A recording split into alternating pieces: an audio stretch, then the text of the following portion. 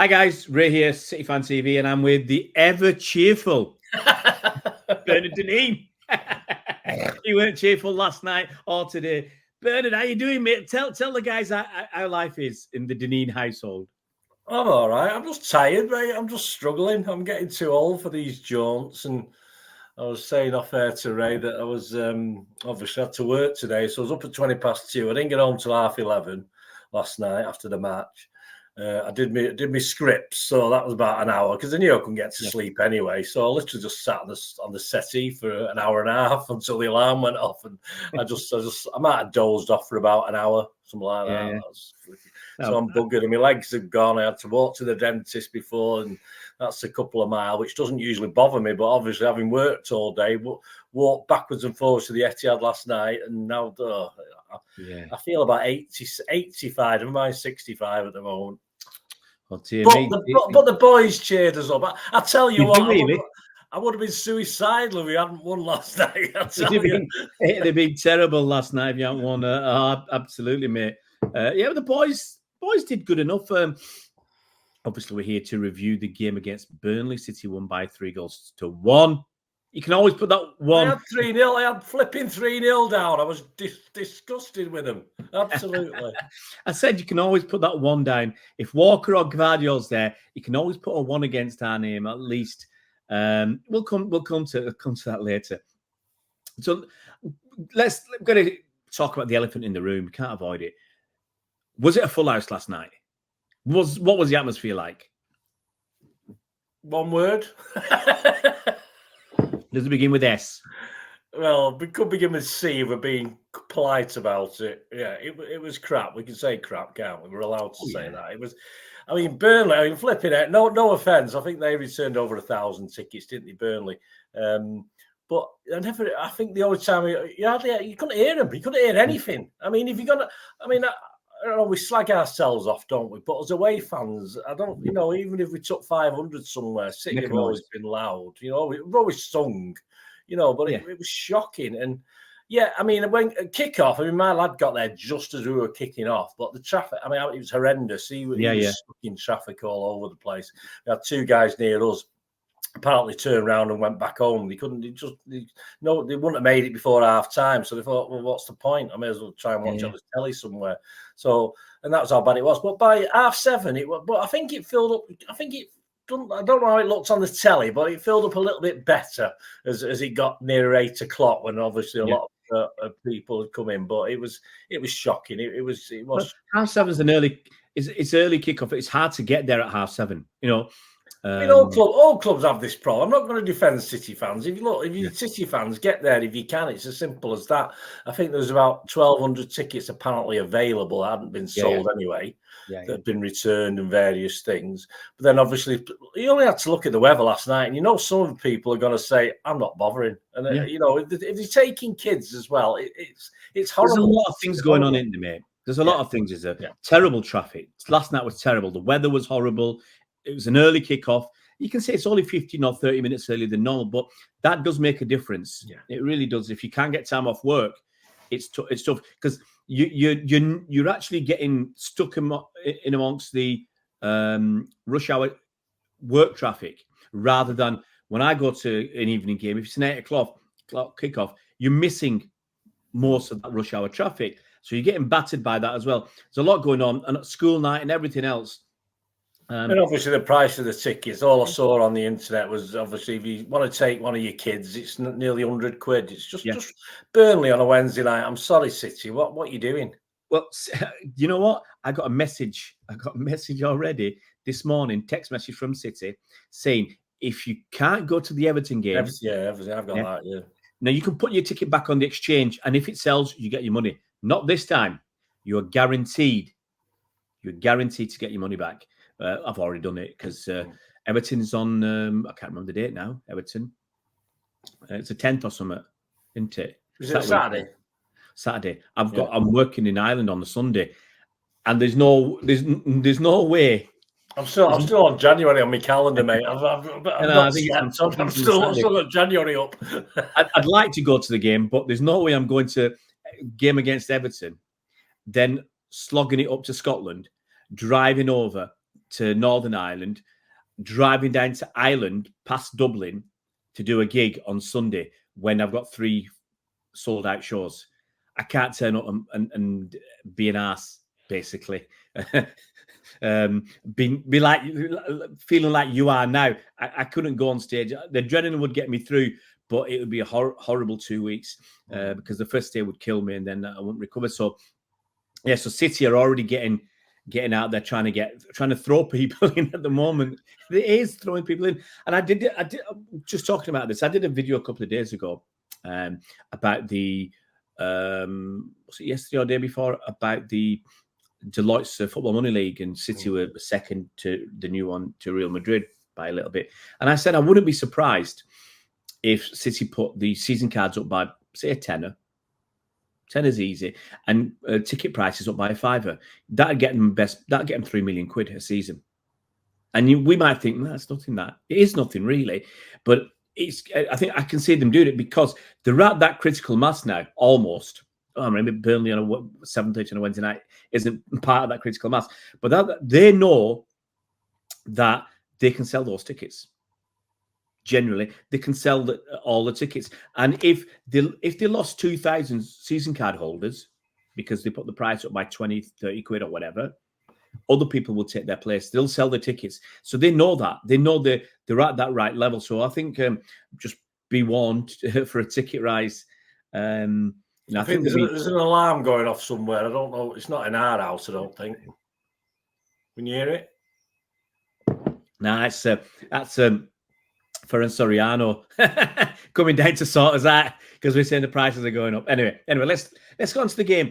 It was nice. It was a refreshing change to see Kyle Walker rested for this game. We knew it, didn't we? We knew it happened. We knew Lewis would get a start. Yeah. And I'm angry with myself because what did I say to you about Nunes? If he doesn't play last night, he's never going to play. And obviously, I didn't put him in my starting 11, but I should have had the conviction of knowing that he was going to start last night. Well, he's scoring thunder. I was about to say Nunes started. Doku was there. Alvarez. Well, I was surprised with Doku because I thought after Newcastle, the fact he nearly got strangled by Pep, I thought he'd give Grealish the baton, to be honest with you. Yeah. I think, did you say that you thought Alvarez would be dropped?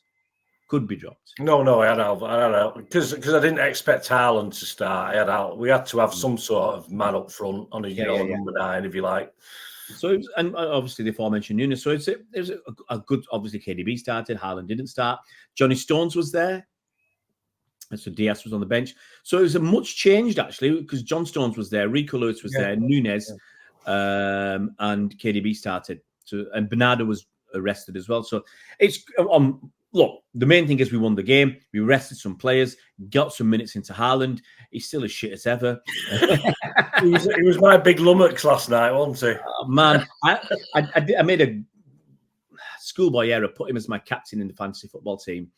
And I had Alvarez in my team. He scored a load of points.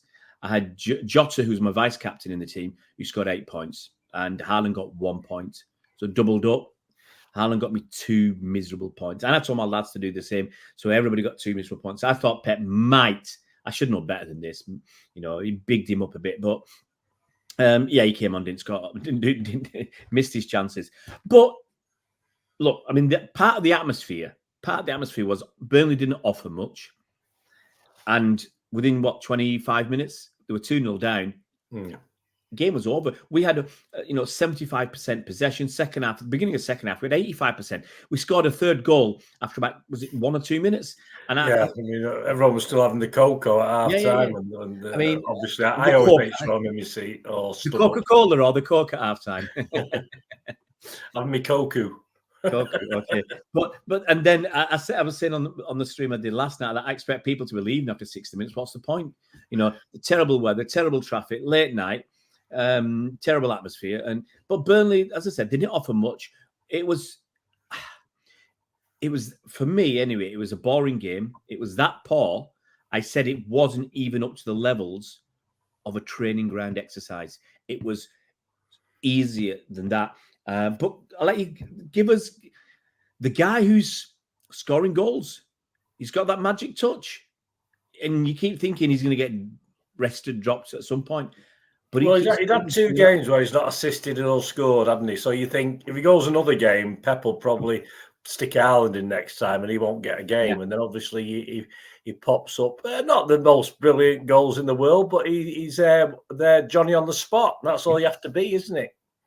Absolutely. He's just Julian Alvarez, 24th birthday, scores 2 goals, should have had a hat-trick in my book.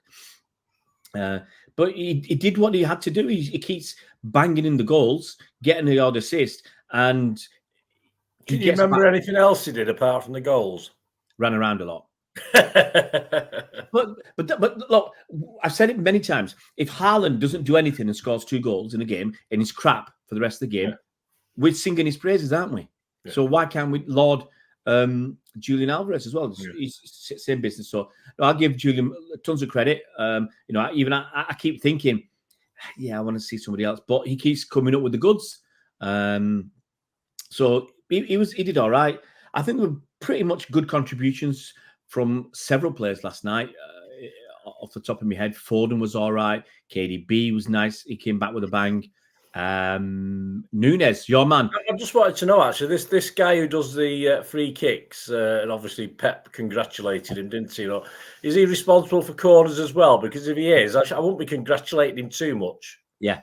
I don't know. I don't know who does the corner. I don't think anybody does it. You know, I think it's missed. I'm not counting that Tottenham one. That's just crap goalkeeping. That doesn't count. But I mean, if he's the same guy who does the corners, set pieces is a corner, isn't it? Yeah, all right, mate. What are you doing about the 20 corners we get every game? You know, I believe we have a specialist corner coach, and that's Mr. Magoo. Okay, because we are crap at corners. Mr. Magoo, guys, that's an old reference. If you don't know what I'm talking about, go back about 50 years. Look at the cartoons. But look, the good performance. I want to ask you about Nunes, because you've been bigging up Nunes. A couple of people have bigged up Nunes, and you've been one of them. And someone was asking me, and I said, well, he's got to have a start at some point. And I liked overall what I saw. Yes, he was a bit rusty, made some mistakes. But, it happens. There's 3 or 4 players last night who did a lot of good approach work and didn't quite pull off an assist like, of course, Nunes did, which counted, and that was all. Because if you think about it, he got a bit lucky. He got a bit lucky to get the ball back anyway, but he had the foresight to see Mr. Johnny on the spot in the middle and got the assist. But there's other things, and we're saying this about Kovacic, we're saying it about Gvardiol. They do some good stuff. But it's that last Doku last night. Yeah. Some brilliant stuff. And that one with Haaland, where Haaland went one way and he passed the other. I mean, I don't know. I've not seen it back. I'll remember it at the game. Terrible. It was terrible. And it was Doku broke through. A fantastic run. And Haaland was obviously peeling off. I think Haaland went right and Doku passed it left. Yeah. Obviously the Adrian Heath Niall Quinn link isn't working, or the Toshak Keegan for older guys. It's not quite working there, but that's the thing. A lot of guys did some good stuff, but when it came to that final little thing, as I said, Nunes is okay because he got an assist, so that counts. But he was the same. He did some 1 or 2 poor balls. He had some surging runs, didn't he? Yeah.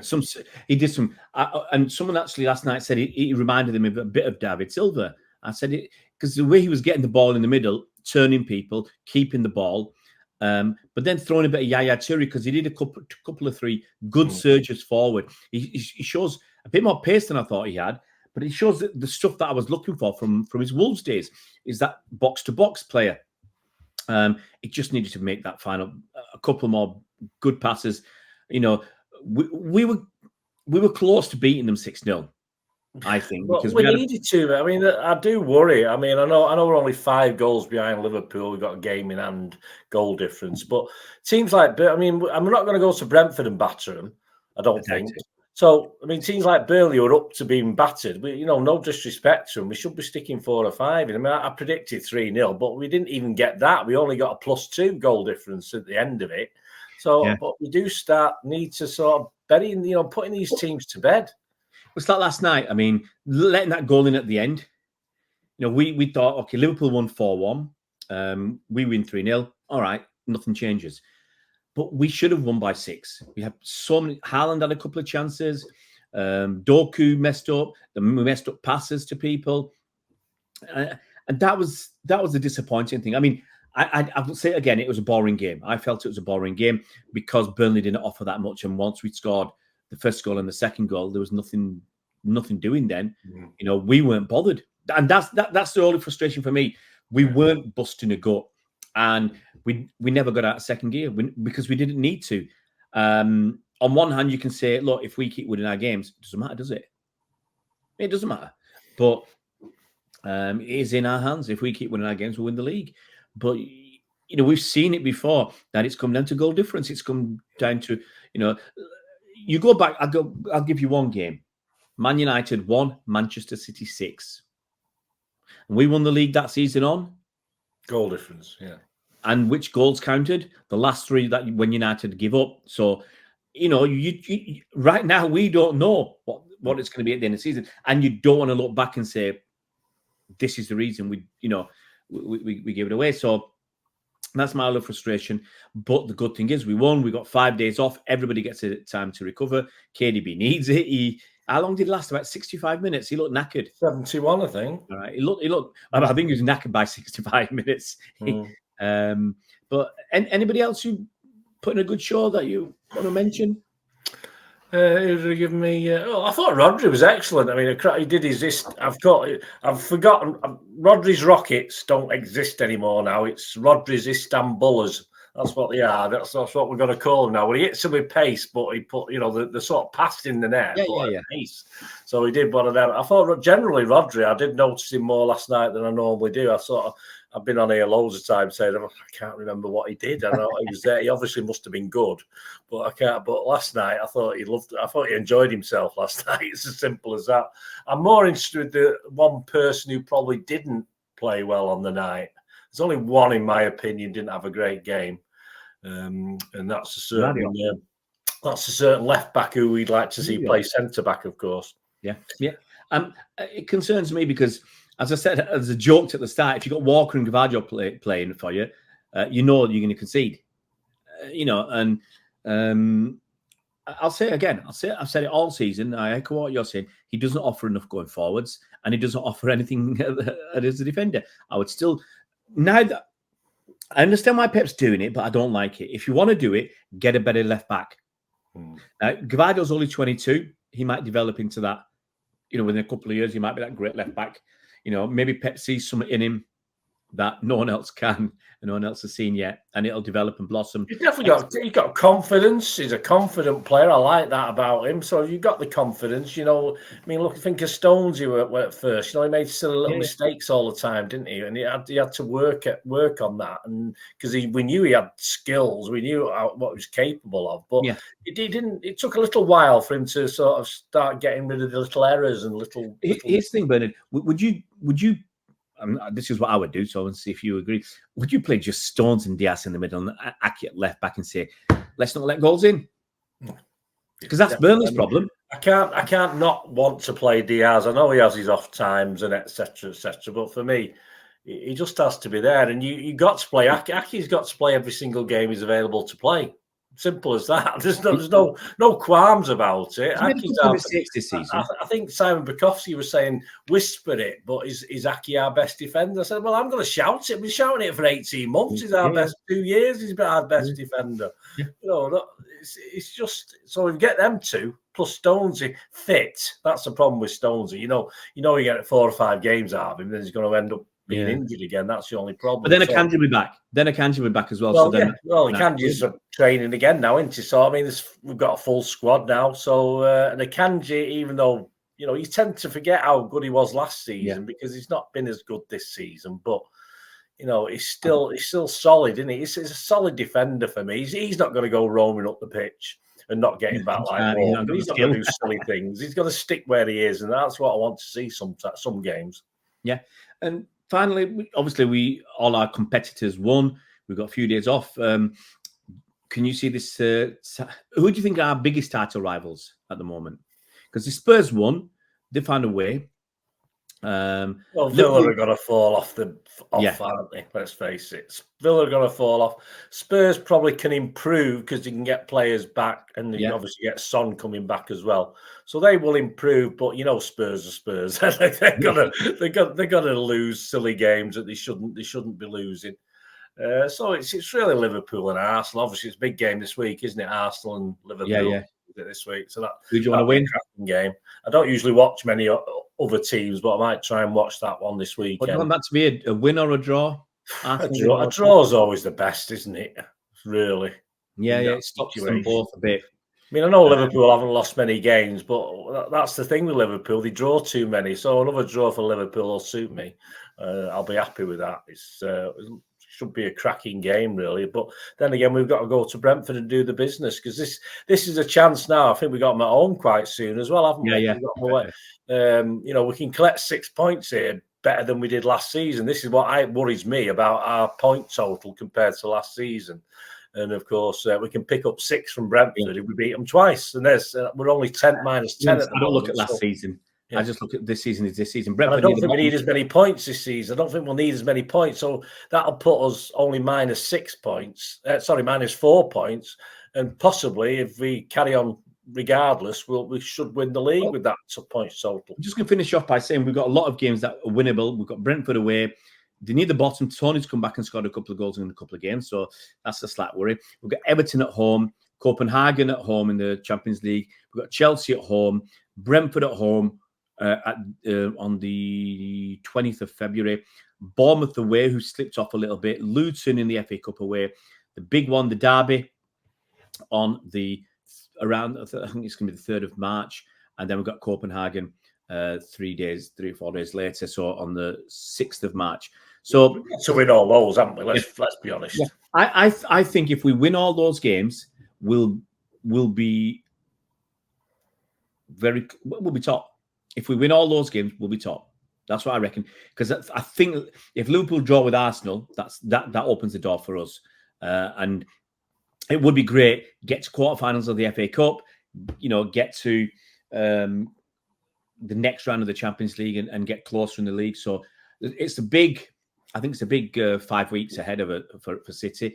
And we've got to be looking at winning every game. And if we can do that, then I don't want to be going to Anfield behind them by 4 or 5 points, to be honest with you. We can give up then. The writing's on the wall, isn't it? If they beat us, it's gone. And the thing is, we have to go at them. Yeah, we have to go. A bit. More. Their style of play is very quick. Get it up to the forwards, and that we don't like that. We haven't got the players to cope with that. So I think what we need them to want. We need Liverpool to need to win that game. Not want to win it, but need to win it. Because if we're 1 point ahead or something, they need to win that game. And so that opens them up a little bit more for us. We'll see what happens. Right, mate, that's great to have you on, mate. And you look after yourselves. Cheer up. Cheer up, Peter Reid. I just want to sleep. I just feel like sleeping and get me old physicality back. Power. Get that Kyle Walker physicality. No, don't do Kyle Walker.